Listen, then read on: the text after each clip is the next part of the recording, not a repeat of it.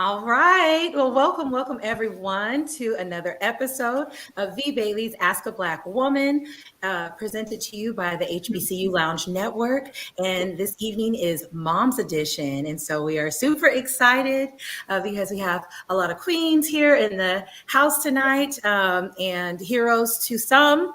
Definitely for me, my mom's here as well tonight. So we're super excited about that. And we're going to go ahead and get into it and introduce all the ladies that we have. And so up top, we have Miss Kay Clark from Intuitive One, and we have Miss Shawnee, the beautiful singer. And we have my mother down bottom, Jeannie, and Miss Denise. That's right. I'm getting a little feedback. So if anyone has their device on, can we mute it? I'm getting a little I'm sorry. There we go. Okay, that's good. All righty. And so I wanted to go ahead and we're going to talk about motherhood this evening. And so we wanted to go ahead and introduce the ladies and allow them to tell us about, if they're married, if they have any, how many children they have, and just to kind of get into it. So, you can get to know them a little bit here. So, first, we're going to start with the definition of motherhood, and we have, I guess, the Webster's definition as well as biblical version. And so we start off with Webster, and it says motherhood is the state or experience of having or raising a child. And the biblical version is motherhood is a sanctifying, but it is also sweet. Scripture teaches mothers to point children toward Christ by praying for them, modeling faith and character, and training them in wisdom. Okay, and so I know that we have a lot to talk about with motherhood this evening. So I want to go ahead and introduce Miss Kay Clark, and you can just let us know what you do, are you married, and how many kids you have. All right, awesome. Well, hi, B. Hi, everybody. I'm Kay Clark, and so my day job, I work in corporate America. I work in business. And so I help entrepreneurs and business owners with their everyday needs, help them with things such as access to capital, all sorts of things. So that is what I do during the day. And also as a side business, I do have, as a spiritual intuitive, I have a business in the metaphysical field where I do use my gifts of prophecy and intuition to help folks who need a little bit of help with some blockages that they may be having energetically, or just some situations where they need some divine clarity. So I'm able to provide that to people. I am a single woman, and I am a mother of two. I have one that is a high schooler and another that is in college. So really proud of my two, and happy to be here. Yeah, well, we're happy to have you. And next we have Miss Shawnee. Shawnee, welcome. Thank you for having me. I'm so happy to be here. Well, my name is Shawnee, it's short for Shaniqua. I am single. I have two daughters. They are 16 and 12. I am not married. And what I do for a living, I'm a singer-songwriter. I do that during the daytime. And then I also have a business called Beauty and Soul. And we discuss the B side of life, love, and business. I have apothecary and other things like that. We just promote wellness and inner beauty, specifically for creatives. So that's what I do. Awesome. Well, thank you so much for joining us. And Miss Jeannie, we're going to have you next. Tell us about yourself. This is my mother, guys. Yay. Okay. Hello, everyone. I am Yvonne's mom. Anyway, I'm more than that. But anyway, my name is Jeannie Logan, and I am a married, retired worker. That means that I have a second job after I retired. And because it's kind of hard to retire and just sit around and do nothing. So if I'm doing something, I definitely want to get paid. So I'm not a retired worker volunteer. I'm a retired person that goes to work and get paid for what I do.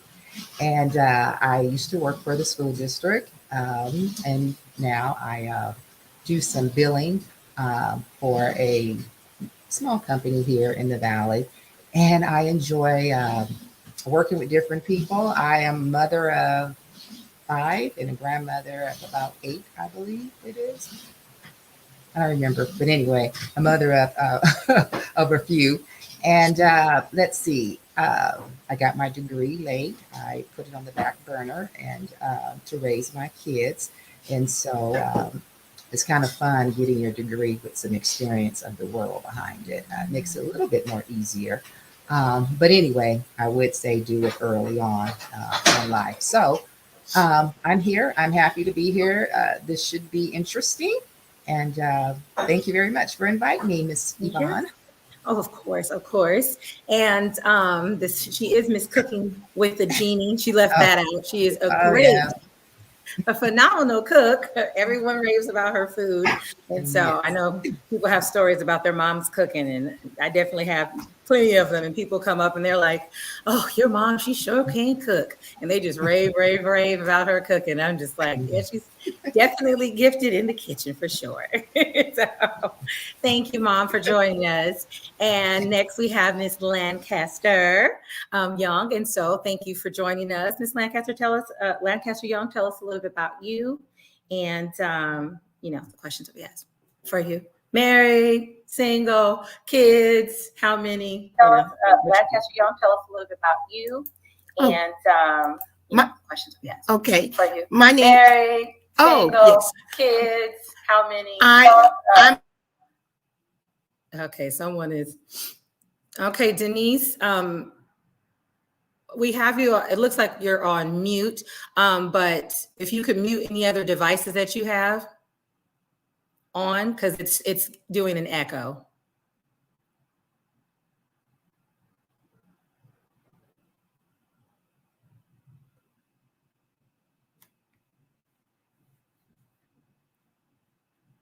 Okay, if we can unmute it. Yeah, all there right. you go. Okay, perfect. Thank you. Okay, thank you. Okay. I am a mother of 3 awesome children, a wife of 38 years. Okay, thank you. I am a social worker by trade. Mother of 3 awesome children, a wife of 38 years, and I have my MSW and ASW. Okay, I'm not really for certain of what's going on. Denise, if you can look. Okay, Denise, if you can close out your not the live, but your YouTube. Don't watch it at the same time. That's what he was stating. So we can hear you because it's kind of giving us a little bit of an echo. So I am going to. Okay, we can't hear you. Let me see. Your mic is muted. Unmute. Okay, can you hear me now? Yes, we can. It was just something else. I didn't realize it was me. I didn't realize it was me. So y'all forgive me, everybody. No worries. Okay. Okay, a little technical difficulties. Let me start over. Okay, let me start over. Of course, my name is Denise Lancaster Young. I'm a wife and a mother. I'm a wife of 38 years, a mother of 3 wonderful children that talk back all the time. And yeah, I'm putting them on blast. And I raised my nephew from the age of 5 to 16. He's now 46 years of age. My career expands over 3 decades in the social service field and also mental health. And currently I have a consulting business and a wellness care business, which I do transformational coaching. Yeah, awesome. We appreciate you all joining us here and just glad to have you. Okay, Thank you. Yes, and so boys and girls bond with their mothers. They shape them and mold their hearts. Keeping that in mind, we can all see how healthy and unhealthy relationships with our mothers can affect our relationships with our friends, other family members, and our romantic partners. So let's go ahead and jump right into our questions with these queens. also wanted to go ahead and talk about marriage.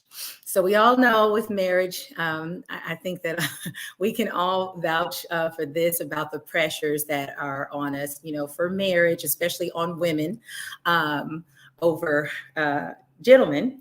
And so I wanted to kind of talk about that and talk about those differences between our parents, grandparents, our parents, our parents, and then our parents, and then as well as us for the younger ladies. And so as we go into that, marriage in 1940s, 1970s, and the 2000s looked a little different, and people married for different reasons. In what ways do you think that your lineage has impacted your views on marriage? And so if Clark, I'm looking like Clark, if Kay, you can answer that for us. In what ways has that impacted your, views on marriage and your approach, about marriage? That's really a good question. So I have never been married. And I think that's part of my upbringing. My mother told me never to depend on a man, to be independent. I know that's a question that may come up later, but also being an immigrant here, I was never really able to see my grandparents' interactions. But each side of my grandparents, both in Jamaica and in the UK, they were married until the spouse passed away and then never remarried. And then as far as my immediate, my mother, she married twice. So I was able to see her in that type of dynamic. I think that having not really seen the extended family and that type of dynamic might have impacted my own views on marriage. And also my upbringing and the training that I received from my mother in regards to being very independent. So since I've never been married, I think I'll pause and listen more from the ladies who have been. Okay, of course. Let's go ahead and jump to Miss Denise, and if you can tell us about your experience looking at your grandparents, your parents, how did that impact you on your views of marriage and your approach?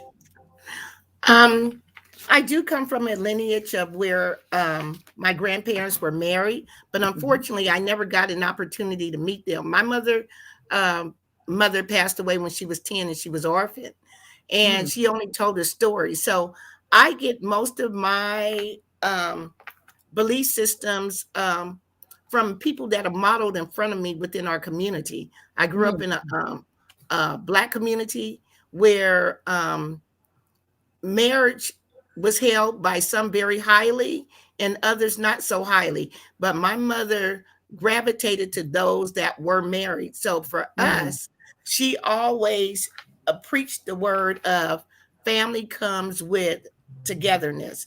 I saw my parents, even though they separated when I was young, but it was still like we were still one family because my dad was there all the time. He came at 4 a.m. before he went to work. He came every day after work. He never missed a day, 7 days a week, being there in the home with us. Even if my mama ran him out by, you know how we can talk a little bit, chat too much. But, but you know what? It was still with love. My dad never, ever, ever missed a day out of our life. So I think I gained those perspectives and brought them into my home. So my expectations are, no matter what, that, I'm a little old school. You stay together to the end. If he walks out, then that's where it lies. But as far as you walking out, that's not an option. With the exception of two things from me. I promised the good Lord, not man, but the good Lord, if someone was physically abusing me or if they were on drugs, those were not an option for me to help them process their emotions ever at all. I don't allow that because I don't believe in thieves being in the house. You don't steal from your loved ones. You don't hit people that you love. Now I can handle a little bit of smack talking, right? Now everybody talk a little bit of smack. Now you can't go too far, but Don't be crazy. Okay, yeah, but other than that, that's where I got mine from, and I do notice that it impacts my children directly in the way that they view marriage, even though Right. sometimes I think it's a little too strong. I said, Mm. oh Lord, but they really do believe in family unity. Good, good, good. Thank you. Thank you so much for sharing. And we'll go ahead and jump down to Miss Jeannie and then go to Shawnee last. Okay. So Mom, you gotta take you off mute. Okay, so the question is, can you hear me? Yes, I I'm can hear off. you. Can you hear me? Mhm. So, as far as my grandparents, they were married. Both sets of my grandparents were married until they passed away. I was raised in the Church of God in Christ. And so, and my parents were a lot older. My mom had me when she was 40. So they believed in marriage and they believed that the man um, is supposed to protect you and all of this stuff. So with that, it was not quite my belief, but you go along with it because it's the right thing to do. You kind of understand later on in life why they thought that way. But I wouldn't say getting married really early. Um, it's it's good. You might want to live a little life and see a few things. But on the other side of that, I'm happy that I did. I have a 42-year-old.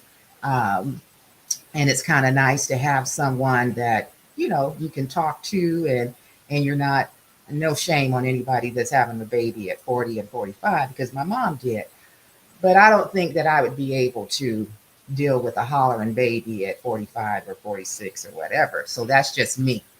But anyway, as far as marriage goes, um, I think that it's a good. I think that I do believe in marriage, and I love being married. Um, I love having a spouse, regardless if, like Denise says, if they get on your nerves, and most of the times they do. Because you are sharing and trying to become one, and that's kind of grafting in one flesh with another, and we know that that would be pretty hard to do if it was actually happening. But this is coming together and preferring the other one over yourself, sharing ideas, but not losing who you are. And a lot of times when you're introduced in this world, like people ask the question, so who are you? Tell us a little bit about who you are.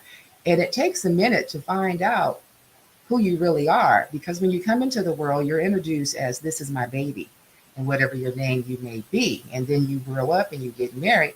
This is my wife or this is my husband. And as women, it's more, this is my wife. And you're saying, my name is Jeannie or my name is Carolyn. I do have a name. Introduce me by my name, because you belong to someone else. And then as you become a parent, then you're a mommy, you know. And so later on in life, you kind of sit back and try to figure out who you really are as a person. And it takes some time to figure that out. But when you come into yourself and who you are, you start learning that word that you were teaching your little babies. No, no, no, no, no.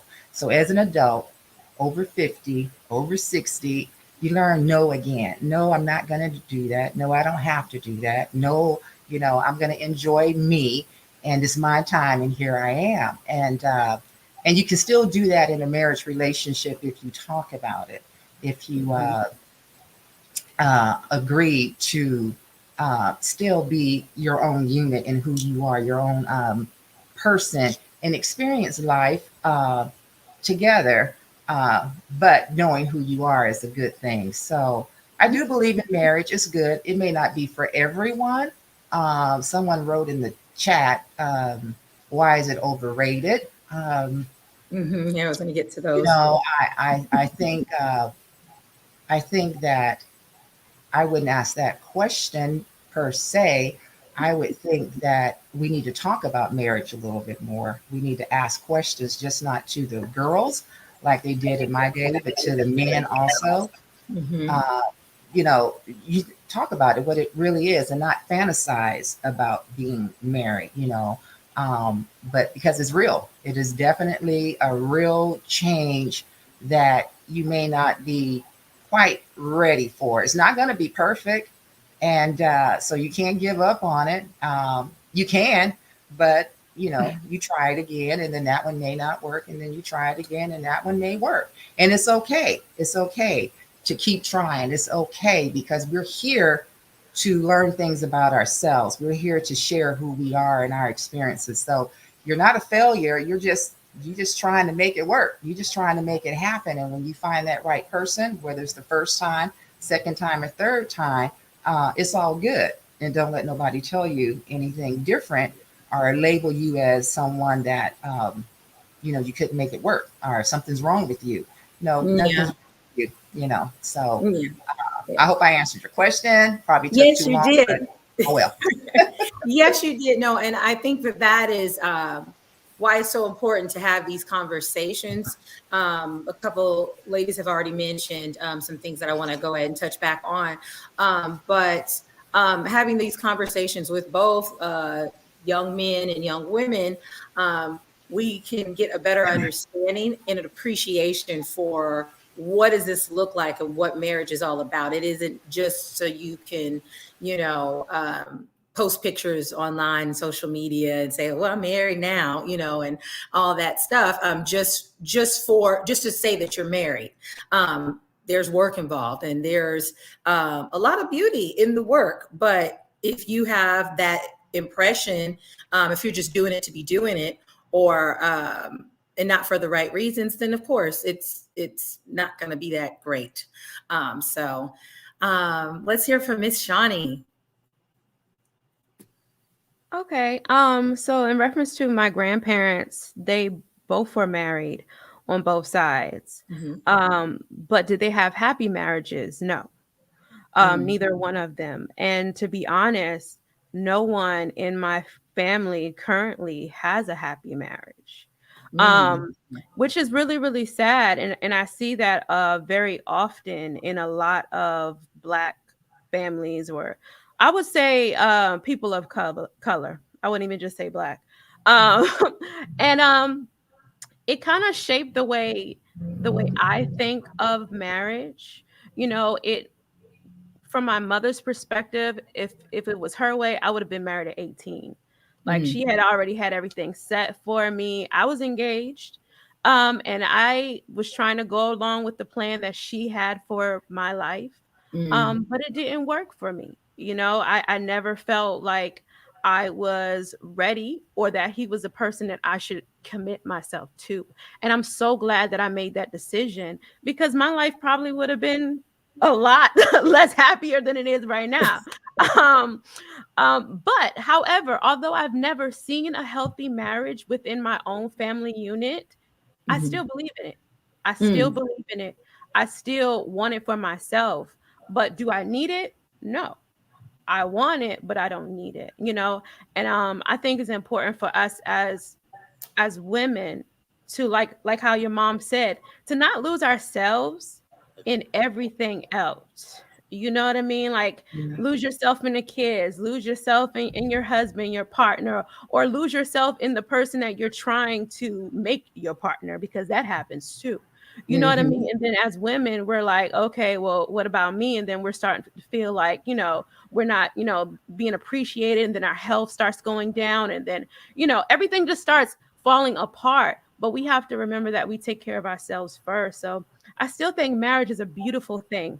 And I think as women, we need to also look at it as a business agreement as well, not just for the love. It also needs to be the business of it as well. Can I commit to this person? Is he stable enough to provide for me if I can't? You know what I mean? Like, are we going to work good together in that capacity? And I think that's very important too, because we're always like, oh, the fairy tale. Oh, I want to have babies, oh, I want the white dress. I want the honeymoon. I want all of that stuff. But what are you going to do if your husband becomes paralyzed, and then, you have to step up for everything? What are you going to do if he can't provide the way he used to? Like, or what are you going to do if she can't provide what she was providing at first? It was like, I think us taking more time now is important, and really, really looking at all aspects of marriage and all aspects of a person before we even fully commit to them. That's kind of where I'm at with that. Yeah, it's true. and just understanding that it's a partnership, and it's not, as my mom said, okay, I'm just the wife. And I think a lot of times women can struggle with that, especially when they're ambitious and they have dreams, or they're good, at something, is being considered, that equal partner, because you are going to have to rely on each other. And if something does happen, whereas your partner, is paralyzed, and then you have to kind of, foot the bill and hold it down, you may have a lot more resentment if the whole time you were treated like just the wife, the whole time of your marriage. Because now this person is depending on you, and now they need you to be that partner that they didn't really give you the credit for. And so it is so important to take your time, not lose yourself, because you need to know who you are before you make, you attach yourself to someone else, or you make children. Because I realized one time I was calling one of my girlfriends, and I was just like, wow, like, you really don't get a day off. Like, it doesn't matter. She was saying how terrible she felt. And it was just like, her baby's like hollering, her other kid need their hair done. And she's just like, girl, I'm just struggling, but I'm gonna get through it. And I'm just like, dang, like, you don't get a day off. You don't get anything off, like, if they need something, you might be on your way home, and then your kid is like, hey mom, I need some money for a field trip, I forgot to ask you, and you were right around the corner, and now you're thinking you're gonna go home and take your wig off, put on your your nightgown, and drink some cocoa, and you can't do that. You got to turn around, make that U-turn, and go get things done for everyone else. You do come last. And so I do see, that importance of living your life and enjoying it before you connect to someone else, because you essentially do belong to them, but not to forget yourself. You're not the role, you are still the person. You are still Jeannie, Carolyn, all that. So thank you for that. And Denise, I like what you had said about, being committed and sticking with, your partner and sticking in the marriage.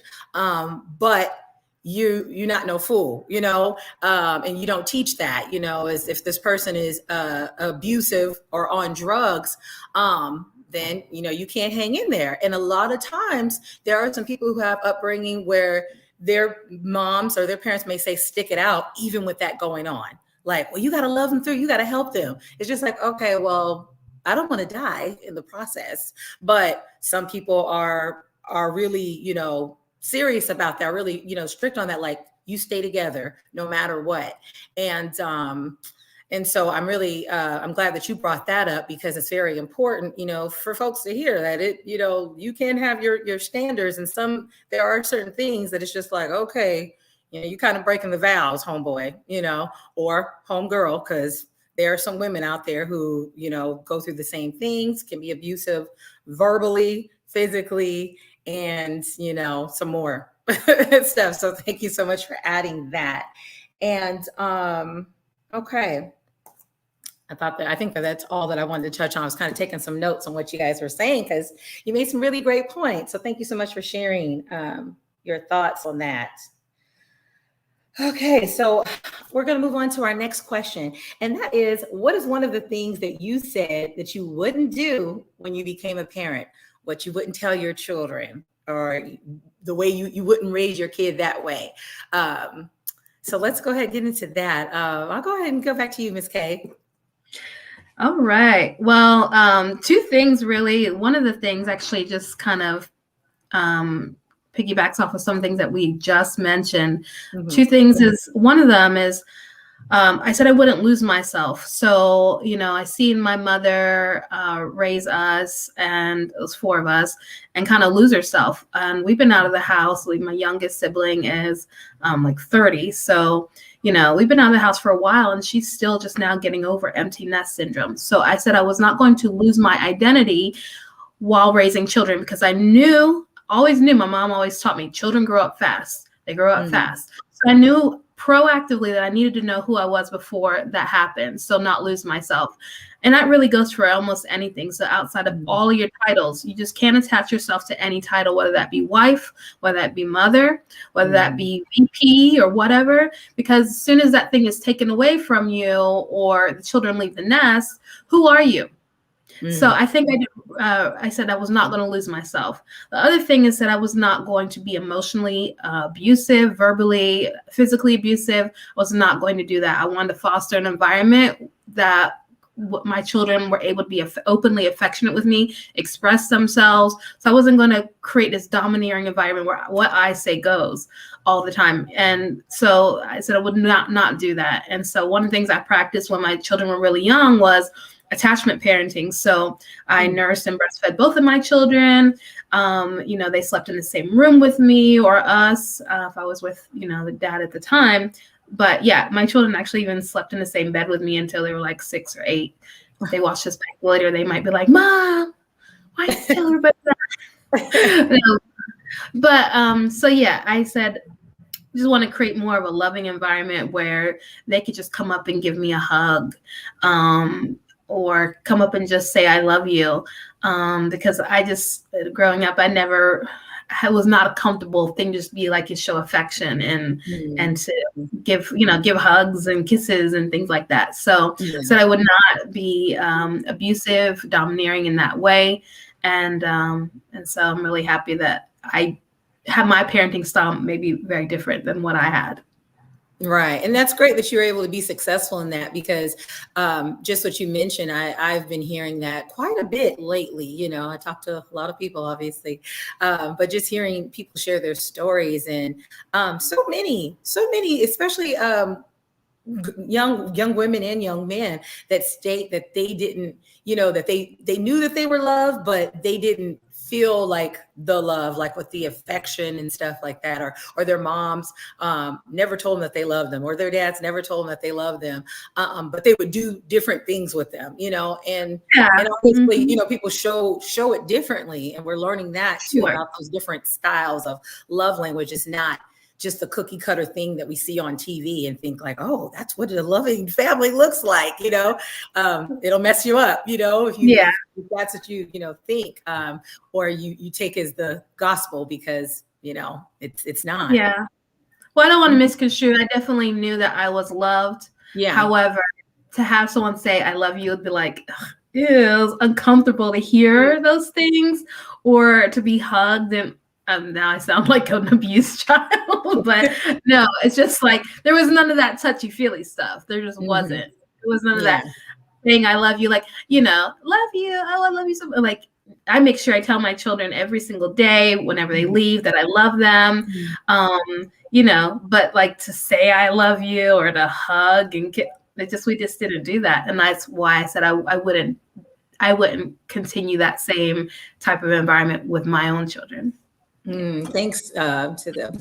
Yeah, someone had said in the audience that their parents never said it either, but they felt it. And so that's very interesting. It makes me think why, that is. I mean, of course, you hear it a lot of times, from people's stories. They'll say, well, my parents weren't like that, so then I kind of wasn't like that, So it's like sometimes you do exactly what it is that you've seen growing up, and then other times you strive really hard to do something different because you're like, I didn't like that. It's like I got what I needed, but for some reason I didn't feel like that was enough. And so it's very, very interesting, But okay, well, let's go ahead and hear from Miss Shawnee on that. What is one of the things that you said that you would not do when you became a parent?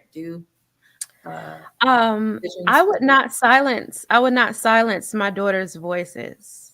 Like to this day, they can tell me whatever they need to say, whether I'm going to like it or not. And they can come to me and talk to me about anything.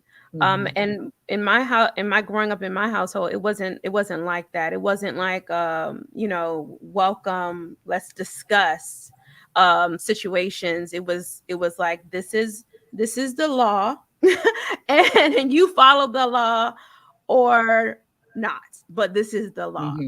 And it was like that. And I didn't want that type of black or white situation in my home. Like I wanted it to be more, just like Kay said, I wanted it to be more loving and open and expressive.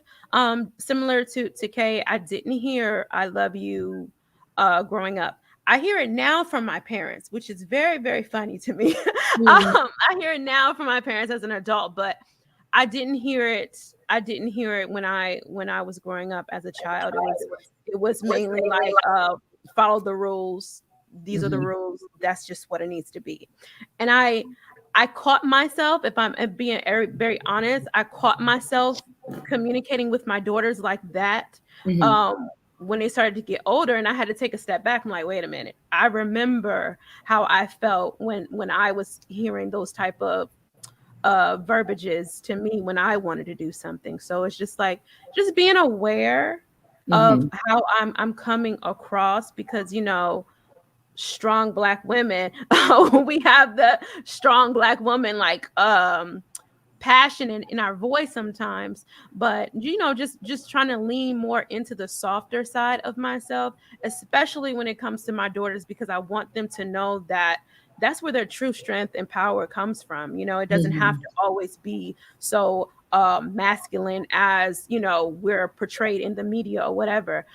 It can be very soft as well, but still strong but soft at the same time. So yeah. Love it, love it, love it. All right, Mama. It's Jeannie. You're mute. Aaron, say one thing before I answer those questions. If my little one is watching, she's there in Las Vegas. I really missed you today because I was trying to put these things on, these eyelashes, and I just want to know how the heck you put these on when you need glasses and you're trying to see. It's I hard. put that thing on and it's like, oh my God. And then one was up like this. And I said, you know what? Hey, this is me. If the mascara don't work, it just ain't gonna work. You're gonna have to have it like this. And so I was like, baby, I miss you putting my makeup on for me. But anyway, so It's hard to okay. do. You can't see. Huh? The only reason I can do it sometimes is putting my contacts in, but if I didn't have them, it wouldn't work. God, it's hard. So anyway, I don't have them on. They're in the box, and that's it. So anyway,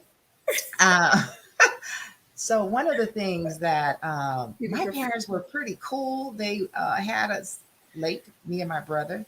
She had me at 40 and had my brother at 45. And so the older kids, which were like 13 years older, they probably would have an opinion or something. But one of the things that I can remember that I said that I would not do is say, "'cause I said so." I hated that. Because I said so. What does that really mean? I said, well, I'm going to answer my kids, tell them why, and have a not because I said so. So as time goes on, and like my mom said, just keep on living, you start saying, because I said so too, because I told you once, I told you twice. Now you're getting on my nerves, and it's just because I said so, because I can, because I am the mom, because I do know what's best for you right now. You don't see it. It seems hard, but a lot of people ask for, I wish I had hindsight. And I tell my daughter, Yvonne, that we are the hindsight for you if you just listen. But everybody has to have their own experience and write their own story, So I give that to you. You'll find out. Then you have other children that just listen and they, okay, I hear you, and I'm going to walk that walk. But everybody is different, and they have their own purpose while they're here. And we're just here to give them information. And so I believe in giving information, not really because I said so, but it does have its place if you're tired and you just don't want to talk about it, or you don't want to deliver the same message, because usually that kid that I was I want you to change your mind. So I'm going to keep on asking because I really want you to change your mind. And so it didn't happen. It was because I said so, and that was the end of that. So I'm sorry. Hold up, Mama. I'm sorry. These comments are killing me. He says, "Does Miss Jeannie use Laurie's or Morton seasoning salt?" And the other one was when Miss Jeannie preferred to the tool for giving a whooping: a switch, a yardstick, a household, a hairbrush, Well, I'm going to tell you this here. maybe a broom for Nick. No. My mom, we had a tree. It was a mulberry tree out in the front, and they would send for switches with the other kid. They would tell the other kid to go get a switch and bring it back. And I'm like, I'll go get my own switch because I was going to get Said that too. one. But I didn't get a lot of whoopings. My mom, she would tell us to go pray and go pray through. I think I'd rather get a whooping than to do that because, it just made you feel so bad. Or she just, Denise, Salt. I don't put no sugar on my grits. Are you serious? We don't do that in California. Who does that? Anyway, I guess, You don't do that. So I forgot what the questions about that grits. But anyway, no, to the answer to the other person, we had to go pray through it. We had to go to the altar and talk to the Lord about it. And then she would read the Bible and then she would go over. And not having a high school education or a degree in psychology, it worked because when you did decide to do something that you wanted to do away from home, those conversations always came back. Yeah. I don't think the whooping would come back because, it didn't hurt that bad anyway if you got one, when you got one. But that conversation would always come back. And right in the middle, right when you get ready to go do what you want to go do, and it's like, oh man, would you get out of my head, please? And so it saved a life, probably kept me from doing not everything, but a lot of stuff. And I do appreciate the prayer meetings and the altar calls from her. So it worked. And but yeah, so Like anyway. you had stated though, Mom, about the because I said so. And so we kind of got to elaborate a little bit on that about the information. And I remember, kind of touching on the fact that when you're, young and this, because I said so, it's not really explaining it. And you're saying that, okay, I want to make sure that my kids, I explain, to them so that they understand the why and that they have an understanding, of things. And I recall, mentioning that's so interesting because back then it was a lot of because I said so and this is my word, that's it, I got the final say, blah blah blah. And then now you have this rush of information that our generation, the children under us are getting so much information, have so much access to information and overstimulating, but then don't understand how to interpret that information that they're getting or have an understanding of that information. So it's so important of what you were saying about that is explaining, because when you don't explain, then it's just like, okay, now I have the information, but I don't really know what to do with it. It's just I just have it. It's good to give it's good to talk things out. It's good to give them tools to use and examples of different ways that they may need to use that information later on in life. Right. We have several, sometimes you have to remember the times that, sorry, my husband cut up some jalapenos and it's like choking me. But anyway, I hope the dinner is good. But anyway, please roll some attention. It's we live in different times, and so in my times, and the parents that I grew up with, my dad was born in 1916, my mom 1920, so they're going to have a whole different outlook on life, and then the area that some people were born at that time, but they were in a more progressive, New York, San Francisco, and so they lived a different lifestyle. Right. We were from the country. And so everything was a little bit different. Certain things you didn't do and you didn't know about, like Shawnee was saying, there was not a lot of hugging and kissing and all of that kind of stuff. But they did love you. And so you had to figure out what that love looked like. And that love looked like grits and bacon and food in the morning on the table, herbs that you never were, we never got sick because she would herb us up come August and ready for the winter, and that was love. Somebody taking enough time to think about you and think about your health and your outcome. And it's not, people can say, hey, I love you, but they don't really let me see it in action. What are you doing? So we always had food, we always had clothes, we always had heat, we had whatever we needed. And so that was the way that they showed their love. Now, a hug would have been cool, I guess, but it was okay. I probably would take that over a hug or somebody saying that they love me with no action. And so a lot of times that can go forward in relationships where we just talk about what we're gonna do and I love you, baby, this, and I love you that, but there's no food on the table. There's no action behind it. And so it's like I hear you talking, but I don't see you doing nothing. And so, that's part of it. So things that you need to look out for. Well, definitely. I think that I can't with him. I'm gonna stop reading Mr. Black Marvel's comments. Do I still use mama lotion? Boy, what is mama lotion? Now, let me tell you. Okay, you talking about that. Let me tell you about some mama lotion. When we were coming up, my mom was very into making sure she looked good and her kids looked good. Very clean woman, even skin, everything. And so we couldn't have rusty knees at all. And we didn't, and when she didn't have no lotion, she's dead and gone. I can say this. She would get some crystal oil, honey. She'd rub it on your knees. And it's like, oh my God, are you serious? And so, but whatever she had, and by any means, you were going to look good and you were not going to be ashy at all. So, and that's I don't know about mama lotion, though. I guess that was her lotion. So, Black Marvel, now you know what to do when you have no lotion. Use some crystal.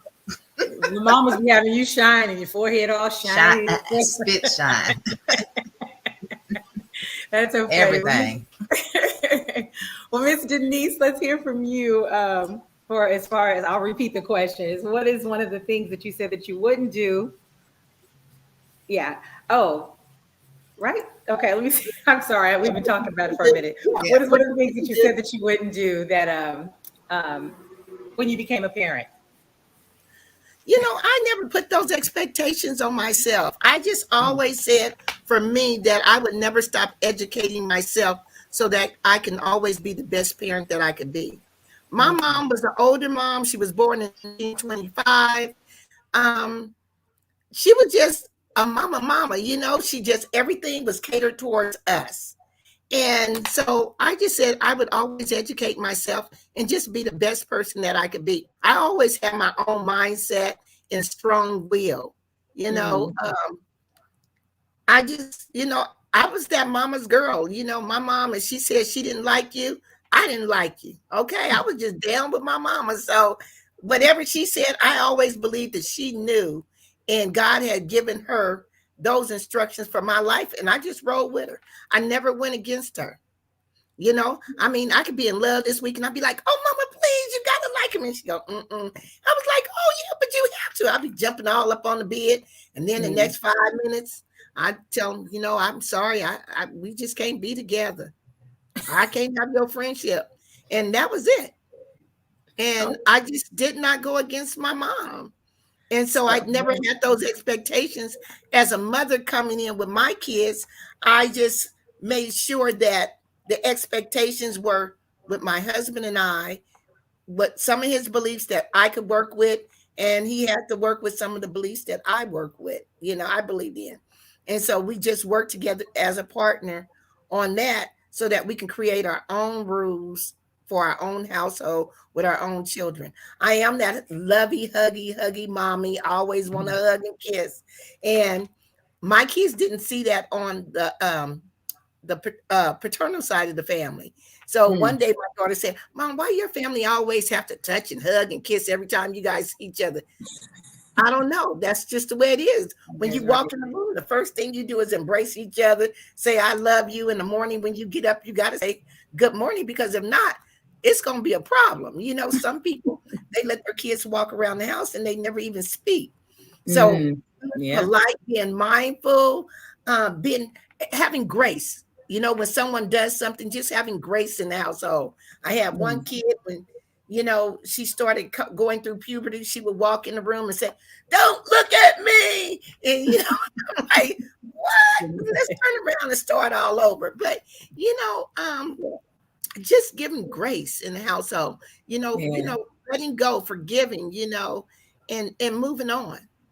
Well, would you say, Ms. Denise, that because you were like that with your mom, did you have that expectation of your daughters or your children that they would just kind of, you know, go with the flow and just think mama's the gospel, you know, whatever mom says the gospel? Heck yeah, I did. Ain't no need of me lying. Heck yeah. Okay. But you know what? They were only 50% of me. And I had, and realistically, I already knew that 50% of their personality did not come from me. So guess what? They also, with free will, you have the right to develop who you are.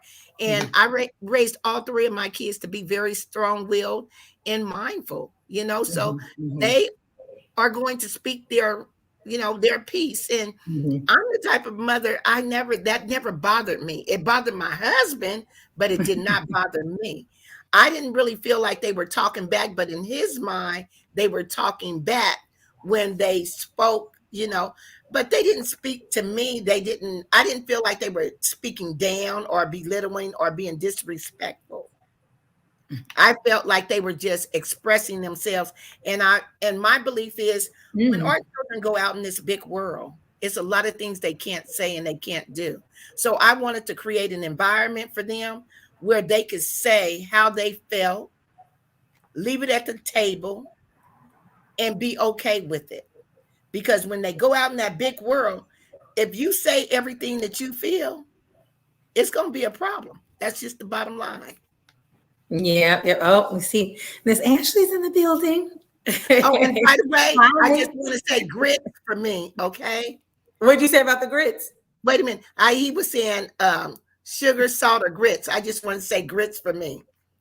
Grits. No, we were saying sugar on the grits or salt on your grits. Neither. Oh, okay. You just eat the grits? No, not just eat the grits. I use butter. Okay, so butter. So salt. I gotta have butter and salt and cheese. Well, girl, that ain't just salt. Some folks put the salt in there and then they put the butter in there. I'm saying I use butter, okay? Okay. That was a mama response.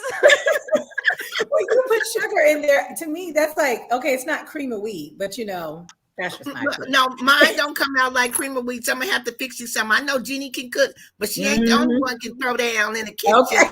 Now I ain't Jeannie in the kitchen, okay? Because my name is Denise. Her name is Jeannie. She can create that good, but I can do some things, okay? So don't get this here all twisted. I hear you. No, I am good. And I was looking at one more butterfly. Typical goes without saying, Miss Denise. Oh, okay. Thank you, Mr. Marbo. Gotta have some butter. Hey, gotta have the butter. Yes, it's nothing like real butter, okay? I don't use no substitutes. Now that's one thing about me. You ain't coming over here. We ain't doing no special labels. If it ain't Danish creamery or something like, it ain't happening. Even on the holidays, I'm gonna throw the stuff away and go to the store and get something different. We ain't doing no substitutes. So that's one thing you're gonna get A1, okay? We 5-star over here when it comes to eating. So we gotta have a little pork in there to even the pork is 5-star. Even the pork is 5-star. I heard that. And no substitutes in relationships either, right? No.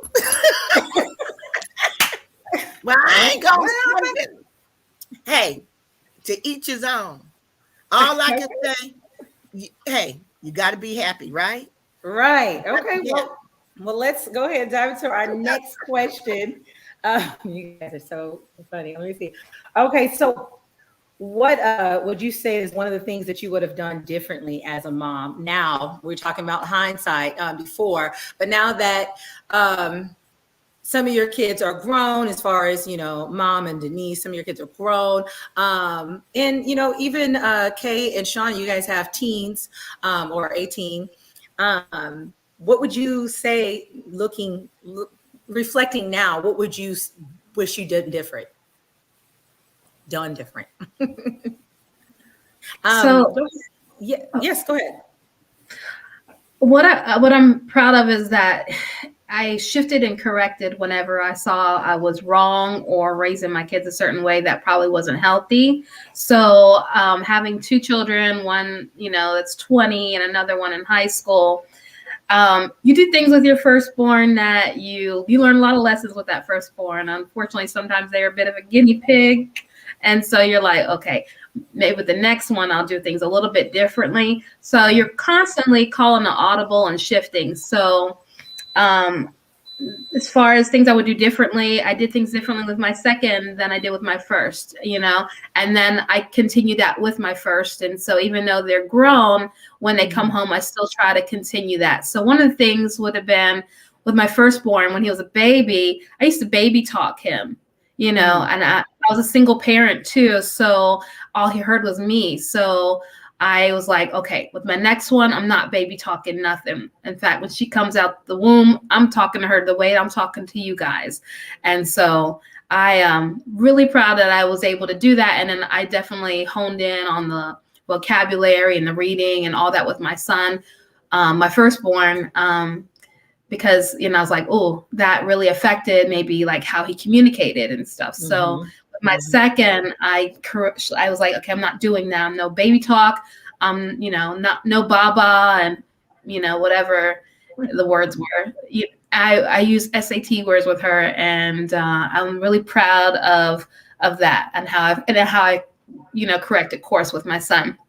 Another thing that I did early on was I did take a little bit more of the approach that this is how we believe. This is what we believe. We go to church. We do this. We do, this is what we believe. And I was more authoritative with what that was. And so I also midway shifted and corrected, was, not to let my children be more free thinkers. And so I wish that I had started that earlier, but myself at the time, I wasn't a free thinker. So as I grew as a person, I also grew as a mother. So, and so now it's like my son will be like, he would have asked me questions about God or the Bible, and I'd be like, we don't question that. You don't ask that, Right. and it was like, cut it off. And so I really regretted that, but they see a different mom now where it's like, that's a really good question. Go deeper with it. It's okay to ask questions. It's okay to be inquisitive and a free thinker. And so I think anytime, you find yourself going the wrong route, it's okay. We are human.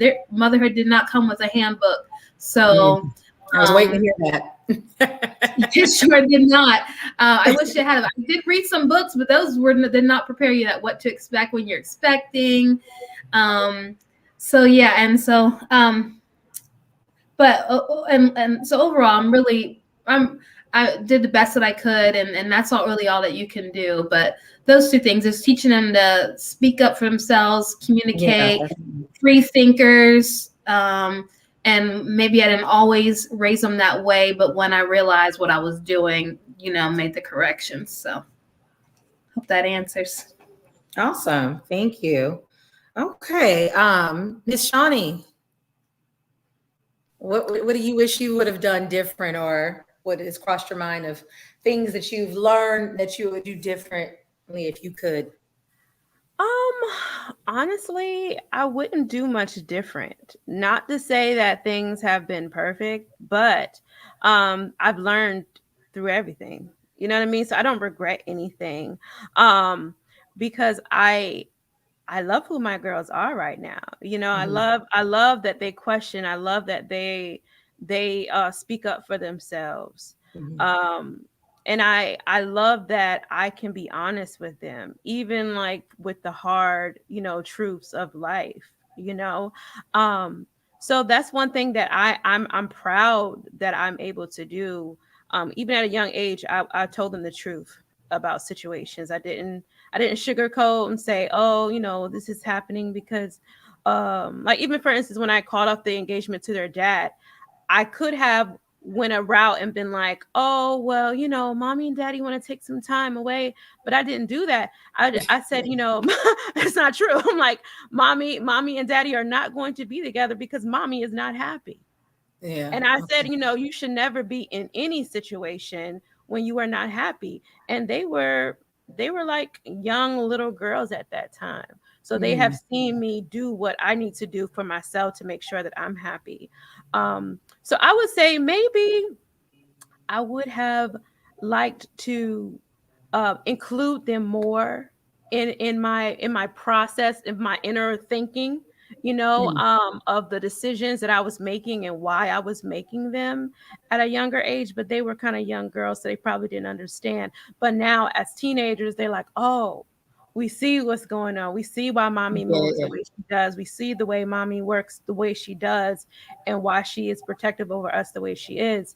But I'm proud of both of my girls. They're two totally different people, but they're two amazing people, and I'm excited to see who they're going to grow up to be as women. Awesome. Oh, well, all right. We have next Mama Jeannie. Unmute myself. Have to remember to unmute. Well, the question is, I hear a word in that question is if you could, or if you can, or if you could, what would you do? So because you can't go back and you can't undo anything that has happened. And I have wasted some time thinking about those thoughts, and it's just wasted time, really, because you can't change anything that you have done. You have to be present and move forward, and live your life from day to day. Because sometimes you can get trapped into and start feeling sorry for yourself, and that can trick you up too. So whatever you did in your motherhood is something that you were taught to do. It's coming up, and you thought that was the right thing at the right time. That's the information that you had then. You can't fault yourself for not having the information and not doing the right thing, even if you were a crackhead or a prostitute or whatever. That was the cards that you were dealt, and you try to do the best that you can at that time with information that you had. And as we move on and we gather new information, as though the world is, there's people, from my parents riding in on horses and buggies and all of that kind of stuff. Then they moved on to their cars. Things changed. Moved on to having a microwave. Things change, and so the decisions that you make present is just what you do, what you do right now. I don't like to get caught up what I shoulda, coulda, woulda done, if this, that, because it's just wasting valuable time. Do you learn from that? Yeah, you learn from it. And then you make a decision today with the information that you have. And who's to say the decision that you make is going to be the right decision? And as Denise has kids, and so do I, and the young ladies at the top, your kids are going to grow up, and then they're going to tell you what you should have did, or you did this and you could have did that better, and da da da da da da da. Mom said, keep on living. It's going to be your turn to do what I'm doing with the information that you have. And so, gather whatever you can today and live your life today with the knowledge that you have, and don't make the past be a disappointment or anything like that, because it's not. And the other thing is that when you're raising these kids, whatever you were yesterday is probably the fertilizer that they needed to be and put it into them so that they can grow. And you may not understand what they need, but the Most High, the Maker, and the purpose that they have in life, they may have needed to be treated different than the other one that you had. He knows the whole plan of what each person needs, and you don't understand it. You try to fix it, but if you just let it be, and that you rely on the higher being and let it be, and know that you're really coming from a good place inside and not knowing everything, not knowing the perfect whatever it is, just let it be. And they'll be all right, because that's the fuel that they needed, each individual one. That's what they needed. Then you move on and you get more enlightenment as you grow older, and then you become in grandparent age. And now it's your turn to sow some seeds with the wisdom of being a grandparent, that the one that's 22, 23, 25, they don't have that to give because they're not where you are. And so just take each day at a time and just learn, and then share it, but don't regret anything that you've done in the past to the point to where you can't move forward. You can't move forward in life. It paralyzes you. So that's my take on it. Yeah, my old what is it? The old VP, she had in her office a sign, and it said, "Don't look back. The future's that way." And I just thought that was so cute, because it's so true. Sometimes you get hung up on those things of the past. I mean, now that doesn't mean that you shouldn't.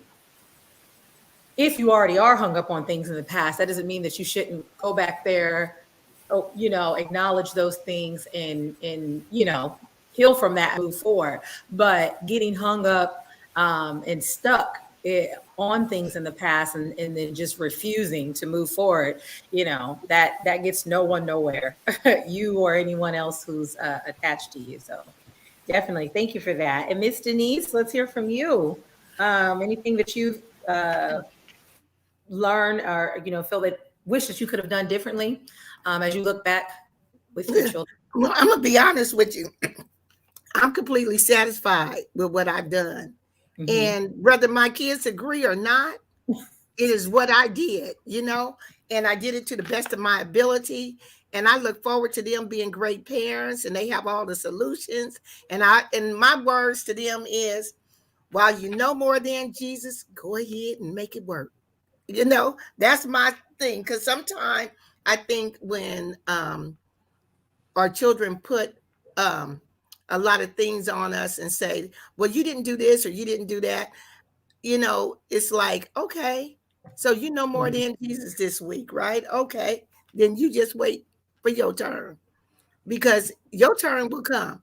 But I'm not a perfect parent. Maybe I could have not screamed so much sometimes. As the kids got older, I would scream, especially if I would have to study for an exam or something, like, everybody have to sit down. Okay. And, you're always moving. And, I always wanted my own career. I married young. I married an old school man, country man. He likes me being at home. That was his, his beliefs is he's the provider and the protector. And I don't need anything outside of what he can do for me. But that just wasn't me. So that gave me a lot of anxiety. It's like, I always got to be able to keep something in the shoebox, okay, that belongs to me. I can't just give up the whole me now. I like a provider and a protector now. Don't get me wrong. I ain't trading it in for nobody. I always say, if we divorce tonight, I'm going to be married in the morning, because I'm going to keep it going, okay? I love it. I'm not into all this independent woman stuff that everybody got going on. I come from a different era, and I'm happy with that era. I got married early 80s and plan on being that way for the next 2020, whatever, in the 2000s. But really, I don't, like your mom said, there's no reason to have regrets. We do the best that we can. And I felt like I've done the best that I could. Mm-hmm. And I'm just looking forward to seeing my new grandbaby and how his mother manifests, because, all these wonderful ideas, and the books told her to do it this way. So I can't wait. Okay. I got lived experience. Ain't nothing better than lived experience. But if you want to go with that book and go with Miss Shirley Temple, right on. And I'll just be here to catch you with grace, hold you up, and say, okay, well, next, let's move on. Okay. And she got to look at herself. I'm not going to say I told you so. Wait a minute. I ain't even going to use that word. She got to look at herself in the mirror. Because, hey, more than likely, I am right. And too often I'm wrong, because I'm not going to do anything that's going to hurt my children. One thing I do, I love my kids, okay? I love my kids. They my heartbeat. They help my heart keep beating every single day. So you know what? Don't get it twisted. I love my kids. And they know that too. Sometimes I can love them a little bit too much because, I have been accused of being a helicopter mama, but, that's called love too. Okay? So that's all I got to say on this here note. But okay, well, thank you. I diddle you. It is what it is. And I guess that is what do you young people say? That is the when I say something, you just do what I say. Oh, I said what I said. You do what I say, not what I said. Oh, okay. So so maybe you can interpret it like that. But however you interpret it, hey. No, I think no, perfect. No, I think that it's helpful. To look at that, that perspective on it. I can see all you guys' points.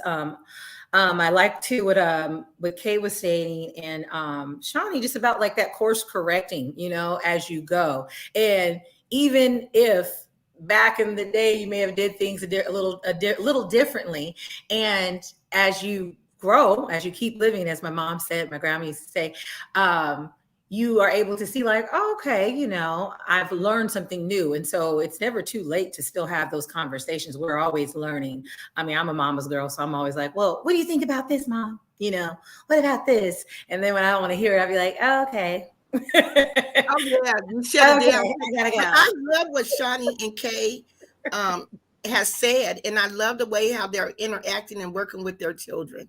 Yeah, and that's a lot of maturity, but also it's a little different when you have a spouse in the home and you have to work directly with your mate. You don't get to make all these wonderful choices that these women have made. It's very easy. It's much easier to me being a single parent than a married parent, because a married parent, you got to come together with someone that is supposed to be like-minded, but may not have the same ideas based upon how they were raised and brought up. Yeah, that seems hard. And then kids, we will play the parents. We'll be like, who's the easier parent?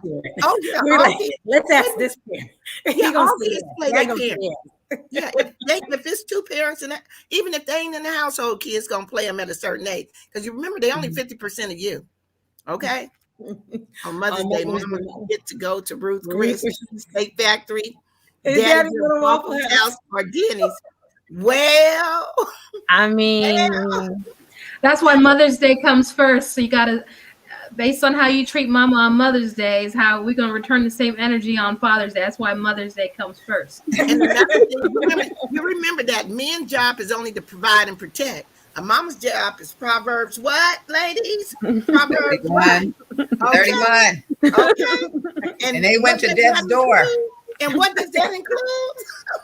It's a whole lot more.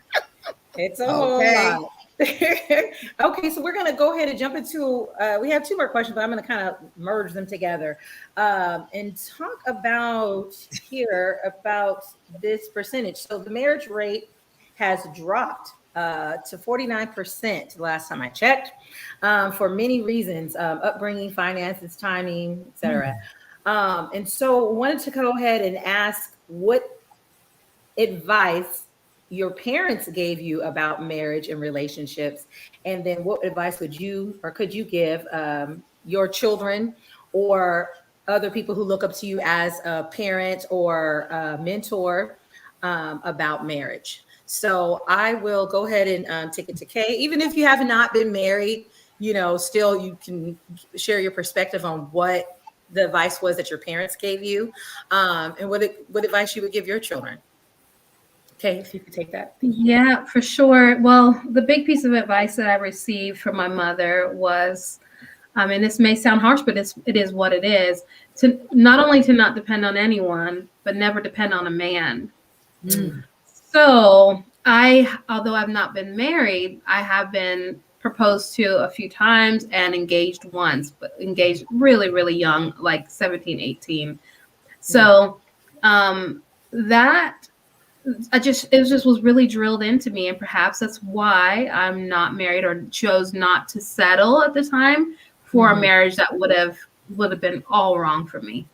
So I mean, I do teach both my children like independence and to be self-sufficient. And so and as far as like a type of advice I would give them is just to look more towards someone's character, not so much their current predicament or situation. So, you know, maybe the man doesn't have money right now, but maybe he's ambitious and driven, you know, for my daughter. Or, you know, maybe, you know, versus laziness and complacency. So it's to look more towards the person's character and more, not so much their current situation, current predicament, because, you know, there could be a lot of growth to come from that. So, and definitely make sure someone respects you, and to keep your own identity as well. So never stop or give up on who you are and what you enjoy, or so where you would lose yourself in that other person. And make sure you have had the time to know yourself. Give it time, you know, to know who you are before you do get into a marriage.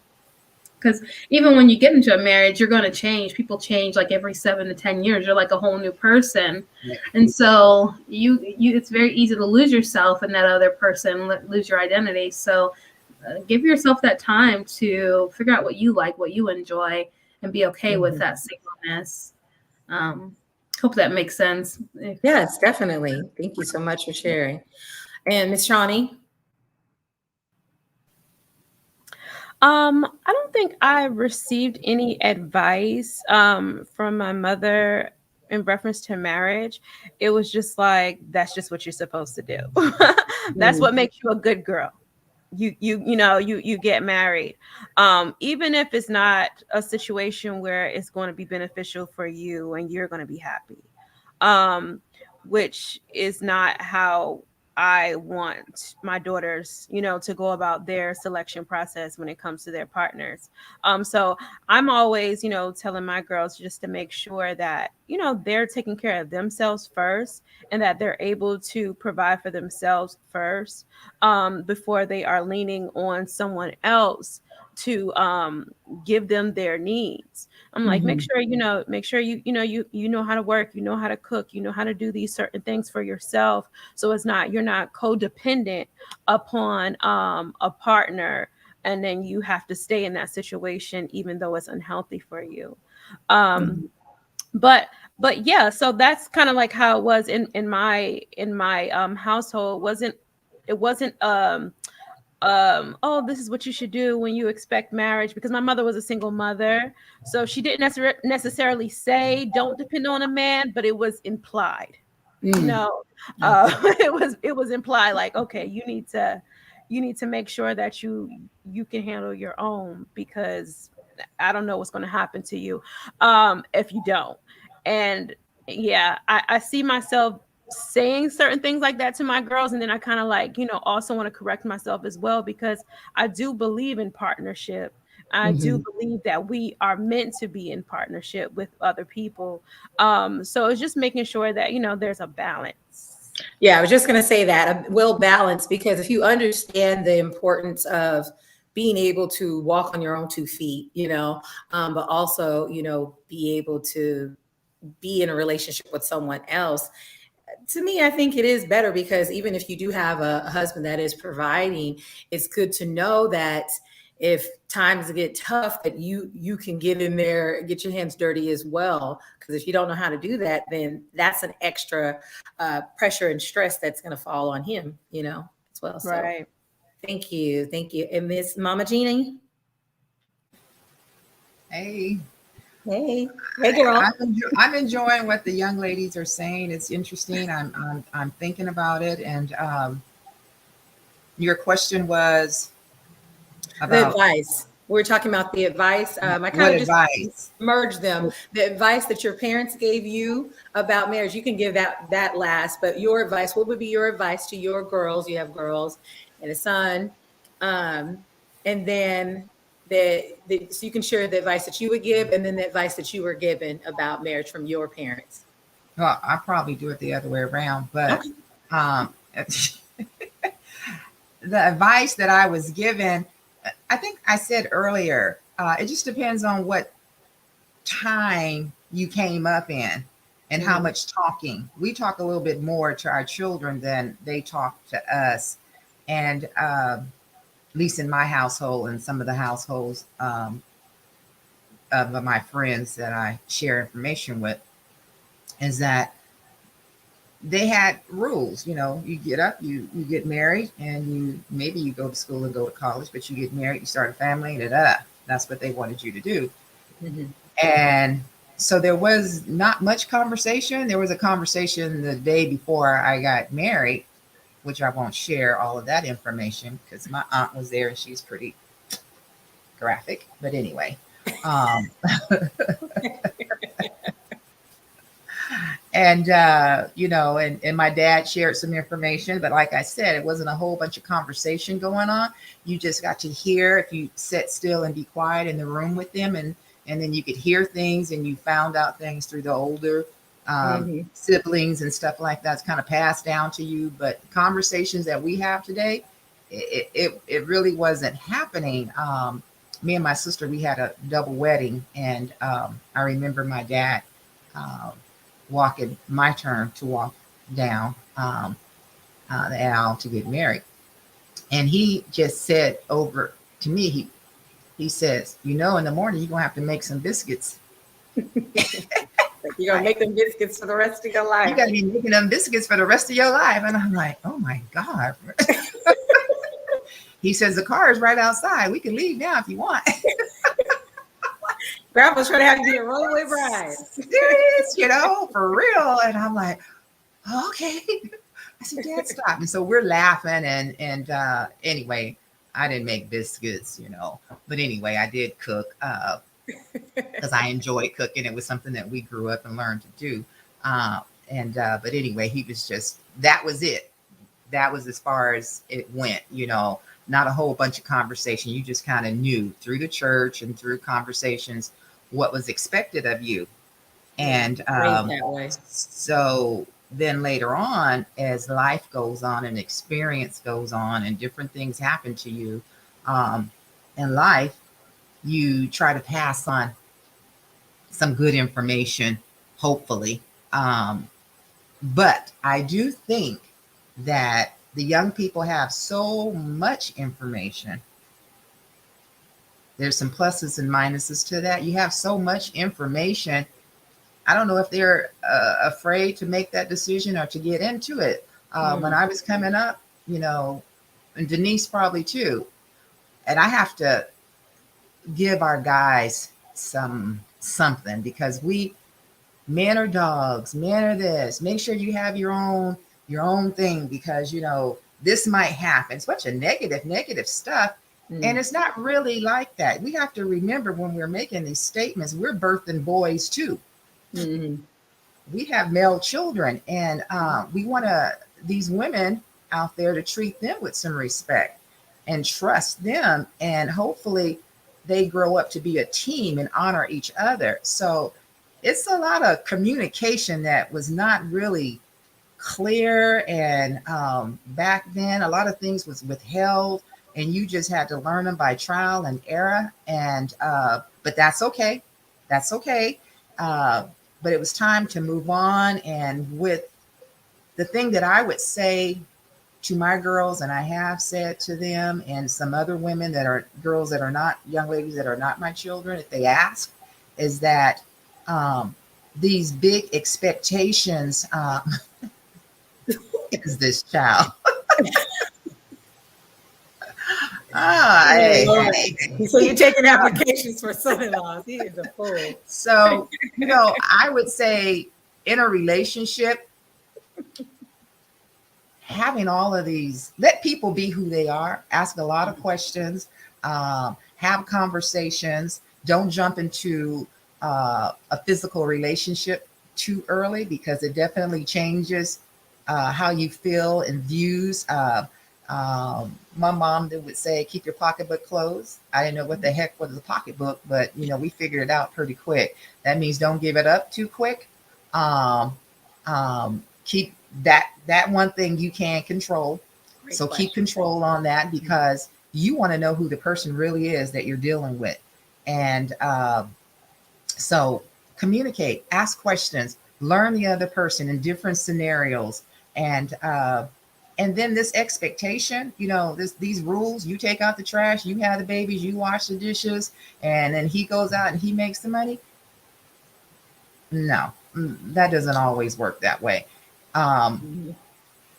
Like Shawnee or someone said, it's a partnership. You want to come together. You want to communicate. You want to understand what this relationship or this business. I told someone, write a business plan for me. Get you a business plan on whoever you getting ready to marry out there. It's like, because it is a partnership. We get ready to bring kids into this family, or we may not bring kids into this family.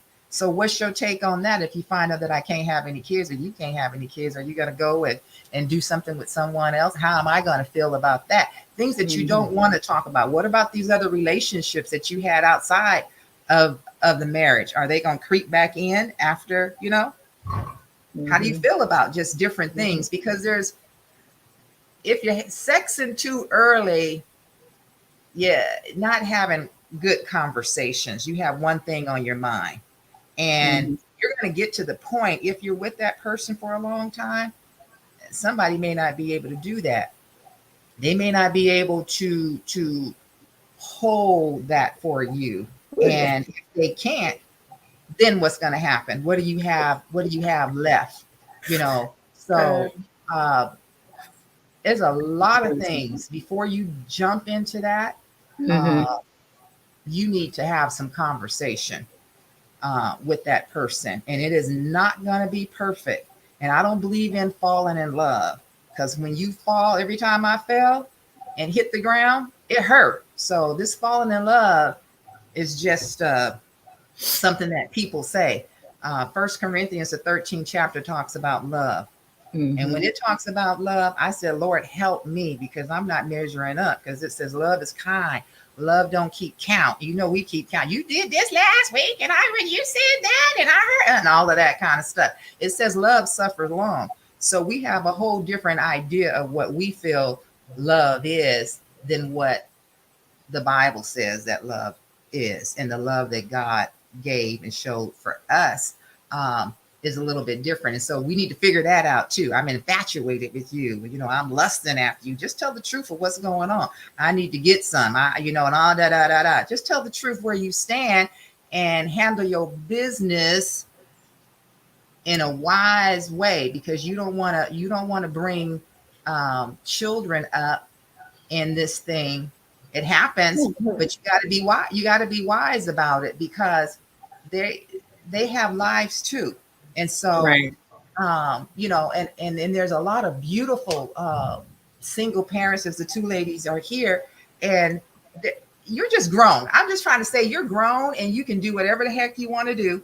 Right. But have a conversation about it. People, and I think these two ladies will tell you too, have a conversation. Talk about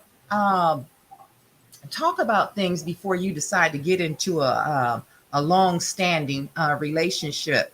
I like what Shawnee is saying. She's into herself. She knows what she wants, and she's not afraid. Neither one of them seem like they're not afraid to be single moms. Seem like they're handling it well. It's nice to have that partner there for support. It's nice to have them in the home, but it can be bad having them in the home too if you don't agree and if you're not on one accord. It could be a little bit more hurtful to the children in some cases. So this whole thing in relationships is about communication, and I think it's hard communication too. Talk with your partner, and don't think that you're gonna be an old maid and lose out, or whatever on a relationship, and then you always succumbing to being the last person, the back burner, putting everybody else before you, and you don't even know who you are, and I'm telling you, don't do it. Don't do that. Remember who you are. Yeah. Put yourself first, because when you put yourself first, you can be a better person to the other ones that you're bringing up. You can be a more solid person, a person that they can appreciate when you take out time for you and nourish you. So I would say talk, communicate, and don't feel like you're going to lose out on something, because whatever it is that you are supposed to have, and that's good for you, it's going to come to you under grace, and it's going to come in a perfect way. You will not ever be left behind. But talk to the Most High, and then he will direct you, and he will direct the right person to come into your path and to come into your life and make it beautiful. So Right, definitely. Well, also Ashley had asked in the chat about, hold on, here we are. Do you address marriage and partnership differently with your daughters versus your sons? If you have sons, so you can mention that. I mean, you can speak on that, Mom, and then I'll have Kay speak on that as well. Not sure. Well, you do, because it's different. You coming from two different. Well, I feel that it is with my son. I try to give him the female perspective and how they think, because I'm a female, so that he will know what to expect, because he's thinking from his male perspective, and so I'm trying to give heads up. It's like, this is how we think. This is who we are. This is what they, what they want. You need to tell them certain things that they want to hear, and if you are good to them, they will be good to you. But if you ain't good to them, they're not going to be good to you. So if you want to, not control the situation, but control the situation, you want to be the head of the household and the king and all of that kind of stuff, then you are going to have to undergird them, support them, build them up. I know some of your shows you was talking about being submissive, and people not understanding what that means, but you're supposed to, if you're going to be the head, you need to have a great foundation. Right. And if you don't have a good foundation, if you don't bring, got yourself done, the man, if you don't have yourself right, and you want to go and pursue a female to be into your life, and you're not sound and solid, then you don't have a good foundation to hold this marriage up.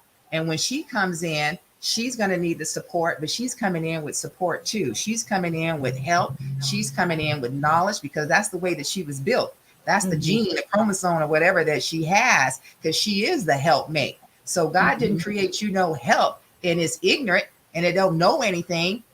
A female knows what to do. She brings that warmth. She brings that love. She brings that compassion. She brings the knowledge to put things together.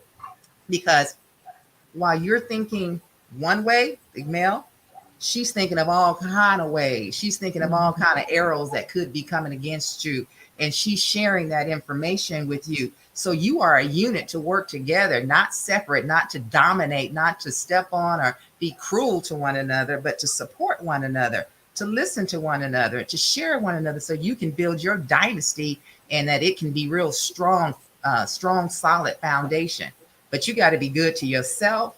And then you got to be good to the person that you are engaging with, that you're going to bring them in to you, And so those are the things that that we got to, ladies need to think about before we go there, and share with our daughters and share with our sons. I believe that men, they need to know just as much, if not more, information on the women. They need to understand their menstrual cycle, because some of these guys, They don't care whether you Yeah, they about they.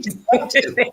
You got to go through all of these things. They don't really care about, one of the things is that every single month, these young ladies, when you're in a marriage relationship or whatever, is that you're thinking, oh my God, is my period going to come?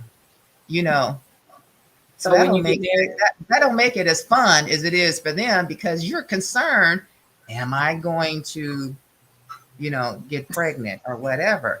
And so, he needs to think about that and be considerate and not put you in a situation in your mind that he may go out and do something because you can't, or you won't at that particular time. And so you want somebody to be able, those some conversations that you might want to have when you get to that, you get to that point.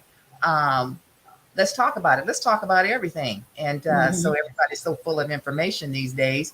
Let's talk about everything and see right. where we go. But do know, with all of the talking and everything, it ain't perfect. It's going to be a challenge. It's something that you're going to have to work on. Don't get up and run out just because, they didn't talk to you the right way or whatever. If you do need to run out, just go on down to Ross and have you a shopping spree. You'll feel better. And then after that, call your girlfriends and go have a drink at whatever restaurant y'all go drink at, and then go do some more shopping. And then when you get finished, if you overspent, take it all back the next day. And you'll be all right. And then you'll be ready to go on into that marriage and work it out. But like Denise said, if he's laying a hand on you, and you don't know how to lay one back, no, I'm kidding. Then you probably need to get on out the marriage, because I don't believe in laying hands on, maybe in the church, and that's it. But don't be laying no hands on me in no marriage. And like Denise says, if you want to talk a little crazy, I can talk crazy too. But, that comes with some crazy stuff. But anyway, Okay. those are the two get out, get out. Those are the two get outs, hitting on somebody and Being abusive. overly verbally, verbally Yeah. abusive. No, I Being hear verbally it. abusive. Yeah. Thank you, So- thank you for sharing that. Denise, I know you had dropped off, came back on, and so we're talking. I'll go to you last, Kay, about this since you've already answered. But we were talking about the advice that your parents gave you, and then the advice that you would give your children about marriage, who may be wanting to get married or may not want to get married. What would be your advice? And also Ashley came on, your girl, and she asked, do you approach the advice that you're giving these children differently based on, if it's your son or your daughter? Heck yeah, I do. And Miss Ashley, yep, I give it's different for the boy versus the girl in our household. Now, however someone else's household is, it may be different. For our household, we expected the young man to come to our home to see our daughters, not to go to his home. And we expect our boy to go to her home, not the girl to come to our home. Because that's called respect. Now, I know people do things a little bit different now. Girls go and they be at their boyfriend's house for days in and days out, but that just was not held at our home. And my girls always on me about that you treat your son different from us. Yes, I do. He's a man. I want him to understand his role. His role is to respect that woman at all costs, and that includes giving her chivalry. So those are the things that I've taught my young man, and he's very well equipped. He understands what his position is as a man, and I love seeing him grow, and I cannot wait until he get his bride. Now, for my daughters, I expect for my daughters, okay, since you're asking the question, Missy, I expect for that man to come to us and ask for your hand. I'm old school. Yes. I want to get to know him. Not that y'all say you getting married and then you just back up and get married, because the families come together as one. Because as much as you want to say, oh, or people want to say, you don't need to get to know him, or, we don't need to, it ain't no big deal. Our lives going to be our lives. You're going to see how much your lives are going to need to be intertwined with people that support you and love you. Your family. Yeah, because it's very important for young women. When men get you out there in this world and you are solo, believe me, that is the height of abuse. When men, again, get women in isolated positions where they're no longer being around people that they know, see, or that care about them, that is an increase in abuse. Okay?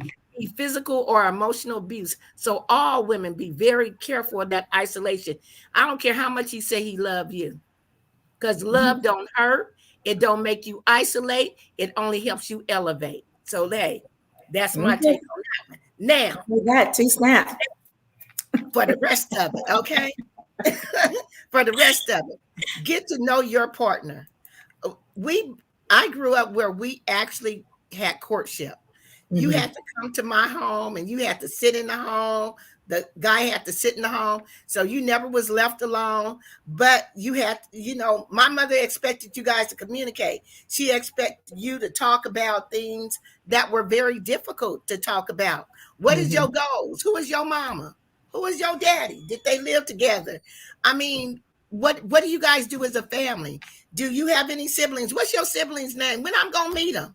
When they going to come over and meet my mom and daddy? A lot of people don't even know their parents, their mates' siblings' name, or they don't even know where they live. They ain't never even seen their driver's license. Yeah, I want that driver's license when you get ready to go out, my daughters. Yes.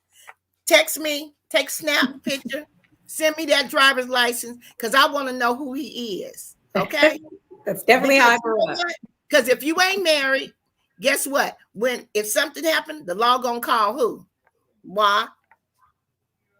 Okay. And so that is very important. I want to always, no matter where my kids are in this world, I want to make sure that they're safe. We do check-ins daily, every single day. It's very important. If you're going out, you're going on a long trip, a road, make sure your parents know. Like my mama said, I ain't trying to get into your business, because I was your age once too. So don't think that you're doing anything that I didn't do. Okay. Right. And that may make you feel ashamed, but like I always say, if you shame, you don't need to be doing it. Okay. Yep. So, hey, but this is just my beliefs, and I live by them. Friends that I talk to, people that I talk to, they are in agreement. They think, they wish that they would have had someone to talk about courtship and ask hard questions, because many of them don't even know anything, the basic things about the person, where the person live, what address do he really live at? Do he live with his mama, or do he live down the street? They don't even know his last name. Thank you. Do we have his last name? Like, I don't know. Ain't that basic?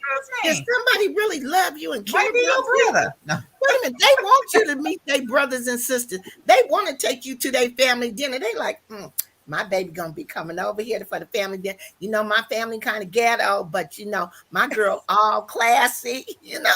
Hey, it don't matter. You're the prize. You are the prize. And if you are not the prize in every element of that man's life, it's not really worth it. Yeah, this is why sociology needs to be taught in grade school. Now, come on to the D Young school. I'll teach you. Don't worry about that school teacher. Okay? Because that's why the mama edition is here, because we're teaching you today.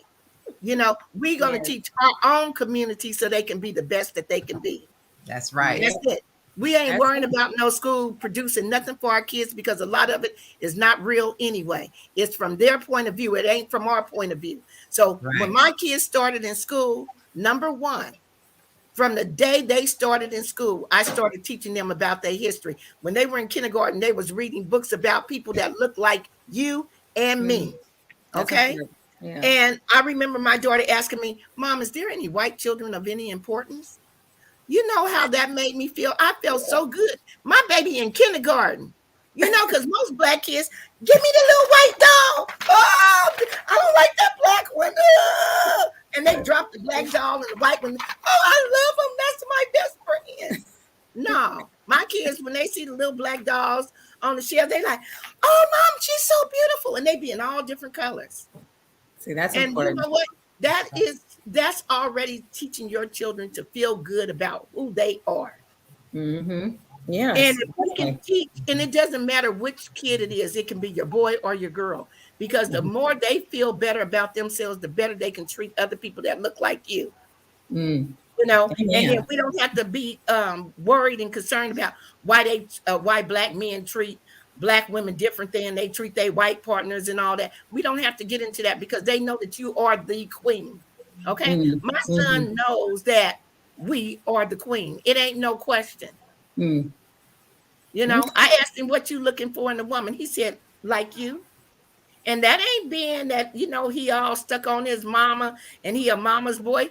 I'm going to when my son gets married, he's taking that woman on. I'm going to have to embrace her, because that's what we do in our family. We embrace each other, and we are all one family. We one unit. So if you can't rock with the whole family, you ain't going to make it over there, because we're family. All right. So that's the way it is. But thank you. Thank you, Ms. Denise. Okay, and Kay, just if you could add, do you advise your children differently as far as your son versus your daughter, or would you, as it pertains to marriage? And then we're going to go ahead and close on out, and so you can also leave us with a bit of advice.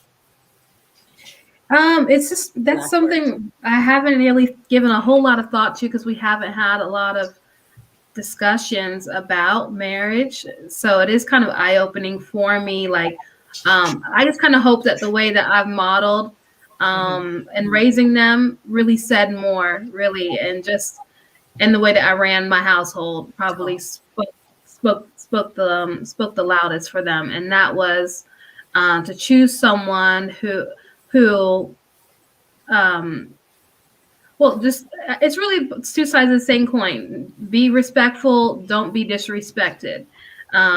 Make sure you're contributing and working hard, both sides, growing yourself, never stop growing.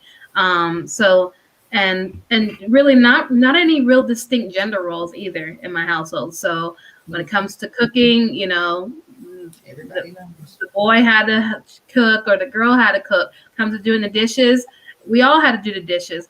Came to the trash though, if my son was around, that was the guy's job, the man's job, or or whoever, significant other's job. That's the man's job. But yeah, just like not any, like the woman has to do the cooking and the cleaning. That was not taught. So, and it's okay to have a strong, independent woman and a wife. Not that doesn't take away from your masculinity or your manhood, because they saw me doing that. So I hopefully just the way that I raised them probably spoke louder than any conversations that we may or may not have had yet. Still lots of time, right? So as far as any bit of advice, things that I'm really proud of is teaching my kids to advocate for themselves. So even when we go to a doctor's appointment, when the doctors would say, hey, what the pediatrician would say, why did you bring them in today? And I would notion the doctor to direct that question towards my children, because it's not my body. And so I'm so proud of teaching them to advocate for themselves. So it's I have an earache, it hurts here, it's been happening this long, or when I swallow, it does this. And how long has that been happening? Where is it located? They need to be able to talk about their body, and then taught them the proper words for body. This is a vagina, this is a penis, because God forbid anything ever happened, they got to get up on court and say, "Hey, he touched my cookie or touched my pocketbook." Right. Versus they say, "Hey, someone touched my vagina." They're very clear about what that is. So not baby talking, and also just teaching your kids to stand up for themselves and communicate. So I'm proud of teaching my kids to be strong, both of them. That's my son and my daughter. So yeah, I guess some more conversations to be had around marriage and things like that. But at the end of the day, them seeing that I wouldn't stand for any type of disrespect, or abuse, and also showing that it's okay to be a successful person, and it's okay to be with a successful woman. It's okay to be a strong, independent woman and be in a marriage or a relationship. So, yeah. Okay. Well, thank you. Thank you so much. I love that. We're definitely wrapping it up, you guys. And I am so grateful just to have all of you here as guests today.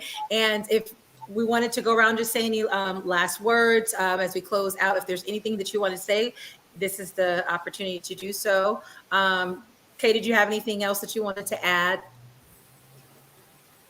You said no. Okay. And Miss Shawnee? Yeah. You said, okay. I just want to say this was a great panel. I really, really enjoyed listening to everyone's perspective, and I'm just glad to be on here. Thank you. Well, thank you too. Thank I you just too. want to thank you for inviting me on. This is a great opportunity. And I just want to say to the young women that watching and listening to you all speak today lets us know and our grandparents know that their work wasn't in vain. You know, I see a lot of truth in you, and you guys get it. You guys get it. And no, that's why I was saying, no matter, going back and trying to redo it, or no matter what we turned out or whatever mistakes, that seed is always going to get passed down, and the truth is always going to be there. And I see the truth coming out of both of you.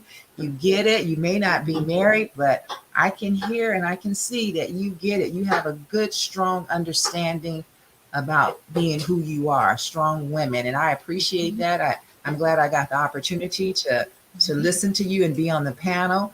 And Denise, girl, we got what we got. We're doing a good job. We're doing the best that we can with what we got. And it's all going to work out for the best. And so I just say, be strong, be who you are, communicate. Just don't be afraid that you're going to lose anything, because you can never lose what is yours. And so communicate, find out what the truth is, and just and don't be afraid. Just move forward. Thank you. Thank you, Mom. Thank you. I just want to say thank you, first of all, to you, Miss V Bailey, for allowing me to be on your talk show. And then I'm going to just go right in order. Miss Kay Clark, you are awesome. Shawnee, great. I just love you. And Miss Jeannie, you the home girl. When you need some prayer, this is where you go. Because, I came up in those Methodist church. So, I prayed, but a little different than Jeannie. Because, Jeannie more holiness than I am. So when you need a holy girl and, you need those prayers answered like right away, that's where you go. Right on, high five it. Okay. Hey, I'm still learning. Okay. I'm still evolving. But I am. And I'm just, grateful that this opportunity to be on this platform to share and hear and learn, and to know that our young women are so wise at such early age, and you guys keep doing your thing, keep doing what you believe in your heart, because that's the best heart to follow is yours. I'm gonna show you how to cook some grits, Denise. Oh yeah, I'm gonna come to your house and cook you some grits, okay? No sugar. No salt. Okay, no salt up in there. So I'm gonna bring my own real butter, okay? Bring your butter and bring your own pot too. No, your pot is probably better than mine. Because I'm the only one in the kitchen cooking.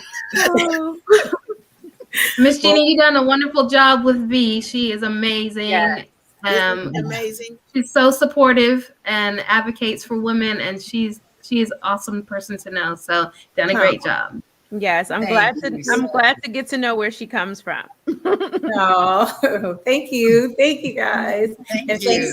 She's a little mini me. That's what she is. She's a little mini me of her mom. Yeah. But all the girls are an extension of their mother. It's so wonderful to see and watch her grow up and see her turn into this young woman.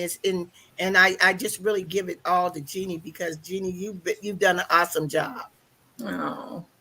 And all of them, they just the same. They just They got little bits of her, but I think little Miss Bailey over here got a whole lot of that sauce up in there. I don't know if she can cook. I ain't never ate her food I can yet. cook. I can cook. I can throw down a little bit, little something.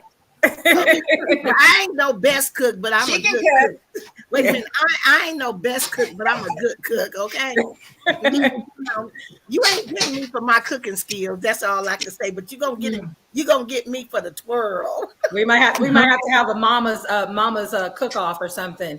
So That was fun. I ain't losing. I ain't in. Oh my well, God. thank you so much, Girl. everyone. I appreciate each and every one of you. You all are women that I admire, and so I wanted to have you all on as guests this evening. And so I'm so happy that you were able to contribute and be here this evening. And so thank you very much, and thank you to the audience. Thank you for tuning in. And soon we will be back with Talks with V. So stay tuned for that, and we'll be sending out flyers and advertising for that soon. So thank you, and have a great evening. Great Bye. job, Make honey. sure that you like and All right. subscribe. Good night. Good night. Yes, Yes. yes.